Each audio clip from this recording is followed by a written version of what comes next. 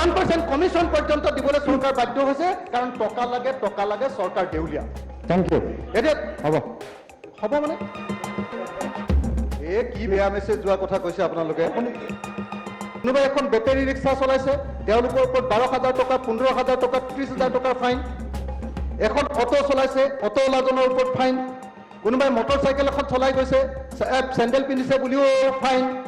আপোনাৰ হেলমেট আছে নে নাই তাকো ফাইন সবতে এনেকুৱা ধৰণে আক্ৰমণ কৰিছে যাৰ ফলস্বৰূপে আমাৰ দুখীয়া মানুহবিলাক সাধাৰণ মানুহবিলাকৰ কাৰণে হেলমেট পিন্ধিলে ফাইন নিপিন্ধিলে ফাইন ল'ব নালাগে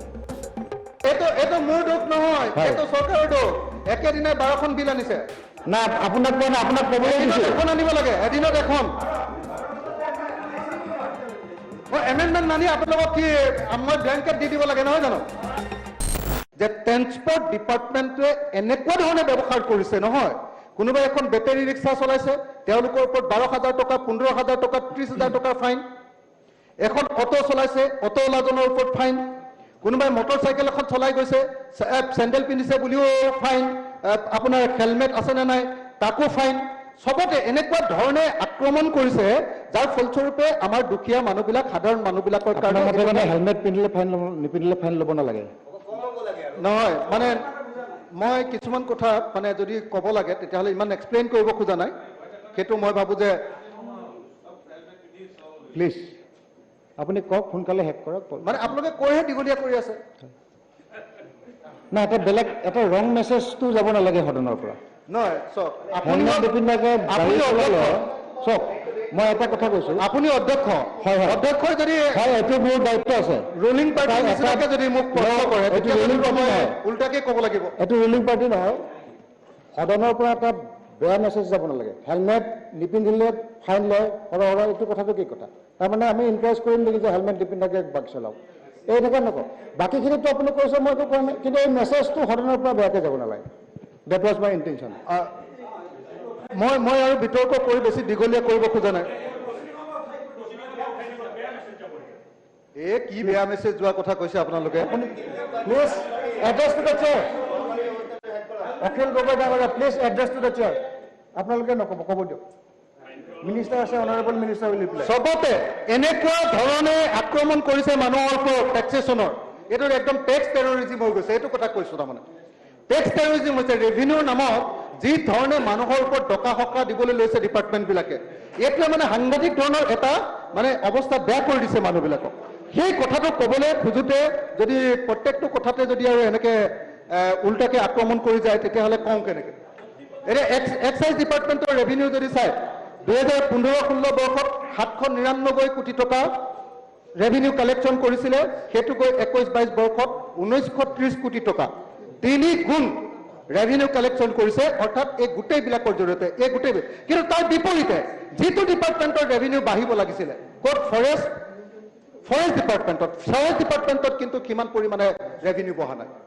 ফৰেষ্ট ডিপাৰ্টমেণ্টত কিন্তু মানুহৰ পৰা তোলা যিখিনি পইচা সেই মানুহৰ পৰা তোলা যিখিনি ৰেভিনিউ তাত কিন্তু সাংঘাতিক ৰেভিনিউ বাঢ়িছে কিন্তু যেতিয়া বালিকে ধৰি যিবিলাক সম্পদ আমাৰ আছে সেই সম্পদবিলাকৰ পৰা যিখিনি ৰেভিনিউ তুলিব লাগে সেইবিলাক সময়ৰ ক্ষেত্ৰত ব্যৰ্থ হৈছে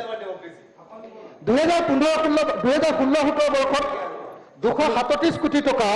এমেণ্ডমেণ্টটো আনক হয় 237 কোটি টকা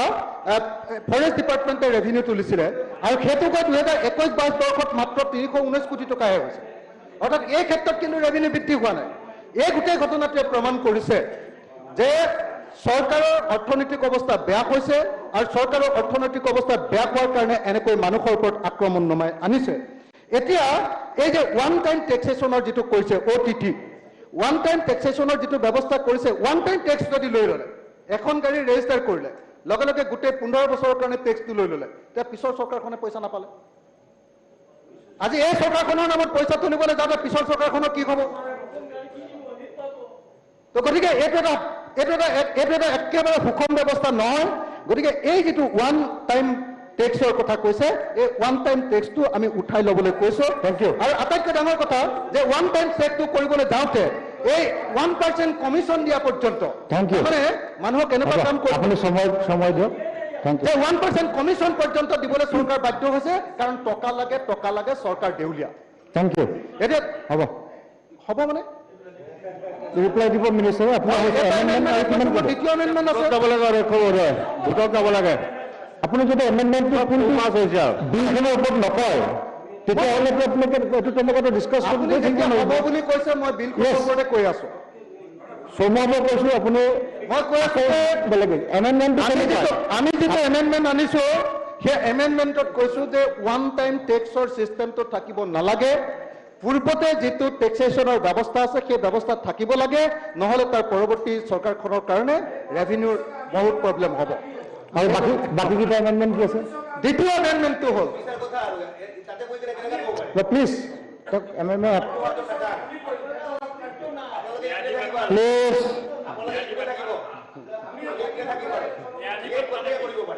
আপোনালোকে এনেকৈ হাল্লাকে গতিকে তেখেতে এটা এমেণ্ডমেণ্ট গৈছে আৰু 5টা এমেণ্ডমেণ্ট আছে আৰু এটা আছে চবৰে কাম আৰু এটা আছে কওক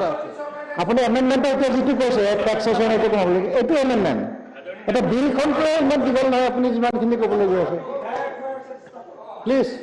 ক'ব দিয়ক আপুনি ব্ৰিফলি আপোনাৰ এমেণ্ডমেণ্টটো আনক একেলগে ডাঙৰ প্লিজ ক'ব দিয়ক ব্ৰিফলি আপুনি শ্বৰ্টলি এইটো লৈ আহক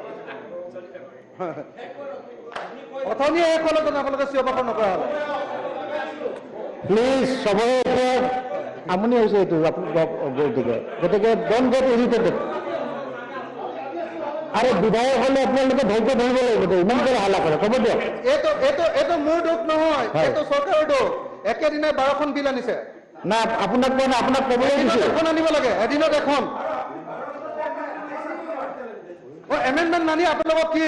মই ব্লেংকেট দি দিব লাগে নহয় জানো আপোনালোকে কাম কৰিব আমি প্লিজ প্লিজ প্লিজ মন্ত্ৰী মহোদয় Akhil Gogoi address the chair মই এড্ৰেছ দ্য চেয়াৰ প্লিজ অলপ তেওঁক ক'ব দিয়ক এজন মানুহক যেতিয়া হাত ঠাইৰ পৰা আক্ৰমণ কৰি থাকিব মই আপোনালৈ কেনেকৈ চাই থাকো আপুনি শক্তিশালী হৈ থাকিব কওক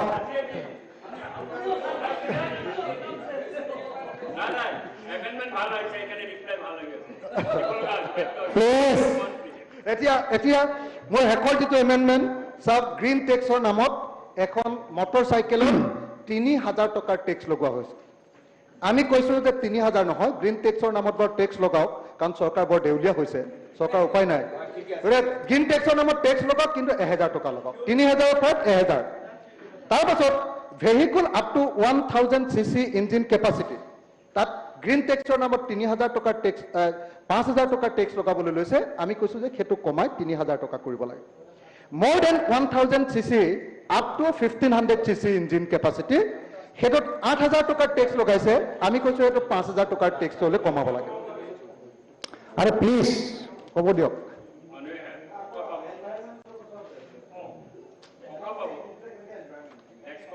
মন্ত্ৰীয়ে উত্তৰ দিব নহয় আপোনালোকে গমটো পাব